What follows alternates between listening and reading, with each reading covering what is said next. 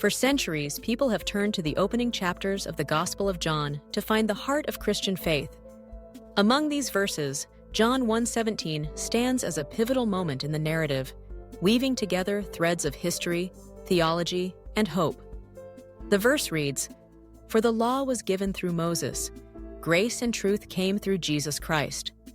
Though concise, these words capture a profound transition in the relationship between God and humanity, a transition from law to grace, from command to compassion, from anticipation to fulfillment.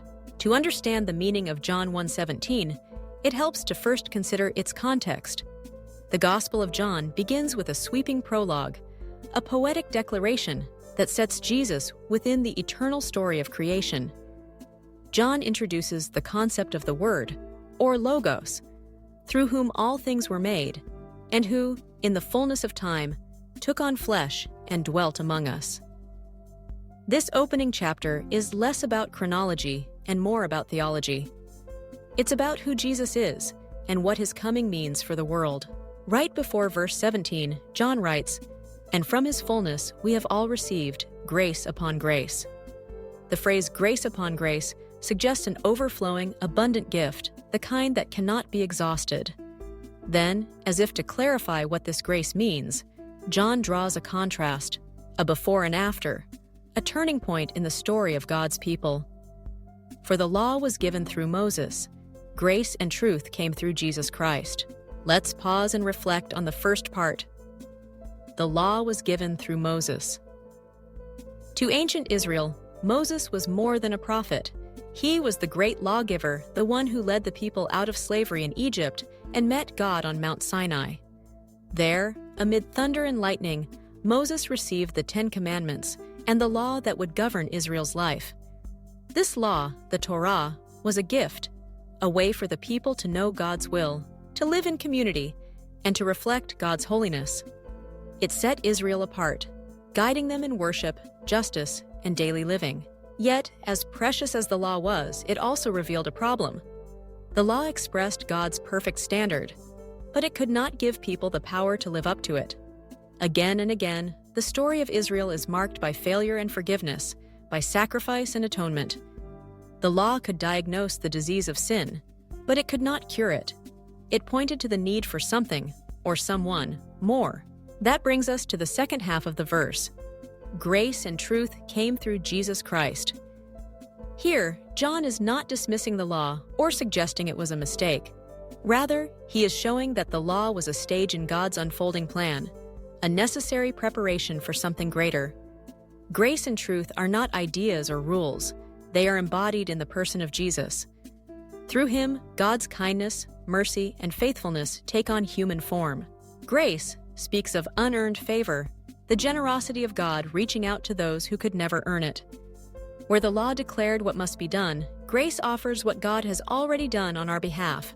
Truth speaks of reality, of things as they truly are, not just ideas, but the deepest truths about God and humanity revealed in Christ. The contrast here is not between bad and good, but between shadow and substance, preparation and fulfillment. The law was good. It revealed God's character and called for justice, mercy, and love. But it was limited. Jesus brings the fullness. In him, grace is not an abstract concept. It is a person who welcomes sinners, heals the broken, and lays down his life for his friends. Truth is not merely a set of doctrines, but the living reality of God's heart revealed in action. Consider, for example, how Jesus interacts with those whom the law condemned. In the story of the woman caught in adultery, the law demanded punishment. Jesus offered forgiveness, while also calling her to a new and transformed life.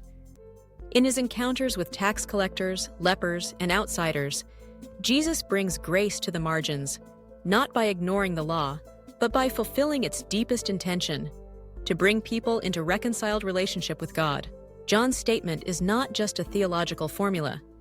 It is an invitation to a new way of living. Under the law, people strove to be righteous through effort and sacrifice. Under grace, people receive righteousness as a gift and are empowered by the Spirit to live in newness of life. The truth found in Jesus is not a burden, but a liberation. the freedom to know God as Father, to walk in love, and to become agents of grace to others. This transition from law to grace does not mean that morality ceases to matter. Far from it. In fact, grace transforms morality from an external code to an internal passion. The Apostle Paul, writing to the Romans, declared that the law was given so that sin might be recognized as utterly sinful, but where sin abounded, grace abounded all the more. The law points out the need. Grace supplies the answer. Moreover, the idea of truth in Jesus is especially significant in John's Gospel. Throughout the book, Jesus is portrayed as the one who reveals truth, not only about God, but about ourselves. When Jesus says, "I am the way, the truth, and the life," he claims to be the definitive revelation of who God is and what God desires. Truth here is not cold or abstract. It is relational, personal, and transformative. It is important to see that John does not pit Moses against Jesus in a contest of value.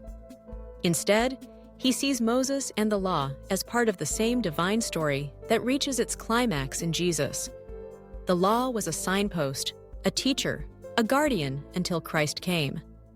Now in Jesus, the fullness of grace and truth has arrived. The old covenant gives way to the new. The shadow yields to the light. For the early Christian community, especially those from a Jewish background, this was a radical shift. The law had shaped their identity for generations. Yet, as Paul would later write, Christ is the end of the law so that there may be righteousness for everyone who believes. This does not mean that God has changed, but that God's plan has reached its intended goal in Christ. The impact of this shift is far-reaching. For one, it opens the door for all people, Jew and Gentile alike, to enter into relationship with God, not on the basis of law-keeping, but on the basis of faith in Jesus. Grace is inclusive, reaching beyond boundaries of ethnicity, background, or past mistakes. Truth is not the possession of a select few, but the gift offered to all who would receive it. Furthermore, the coming of grace and truth through Jesus is not a one-time event, but an ongoing reality. The Christian life is a continual receiving of grace upon grace, a daily experience of forgiveness, renewal, and growth. The truth of who Jesus is and what he has done becomes the foundation for identity, purpose, and hope. In practical terms, this means that Christians are called to be people of both grace and truth. Grace without truth can become permissiveness, a cheapening of mercy that ignores the reality of sin. Truth without grace can become harsh legalism, a rigid adherence to rules that forgets the heart of God. In Jesus, these two are never separated. He is full of both, offering compassion without compromise and truth without condemnation. This balance is seen throughout Jesus' ministry. He does not lower the standard of holiness. In fact, he deepens it, calling people to love, to forgive, to go the extra mile. Yet, he also provides the means to meet that standard, not through human effort, but through divine empowerment. His death on the cross is the ultimate expression of grace, absorbing the penalty of sin so that others might go free. His resurrection is the vindication of truth, the proof that God's promises are trustworthy and sure. John 1:17, then, is not just a statement about history, but a declaration of the present reality for all who trust in Jesus. The law, with its commands and sacrifices, could only go so far. Grace and truth, embodied in Christ, go all the way. They reach into the depths of human need, offering forgiveness, transformation, and hope. For those who feel burdened by failure or by the impossible demands of perfection, this verse is a word of liberation. You are not defined by your ability to keep the law, but by the grace that is yours in Christ. For those who are searching for what is true, for what is real amid the confusion of life, this verse points to Jesus as the ultimate answer. In him, the fullness of God's heart is revealed. The story of grace and truth is not only ancient, it is ongoing. Every day, people encounter the limits of their own strength, the reality of brokenness, the longing for meaning. The message of John 1:17 is that in Jesus, there is more grace than our failures, more truth than our doubts, more hope than our fears. As you reflect on these words, Consider what it means to move from law to grace in your own life. Where are you tempted to rely on your own efforts, your own goodness? Where do you need to receive the gift of grace, a love that welcomes you as you are, but does not leave you as you are? Where do you need to embrace the truth, not just as information, but as a living reality that sets you free?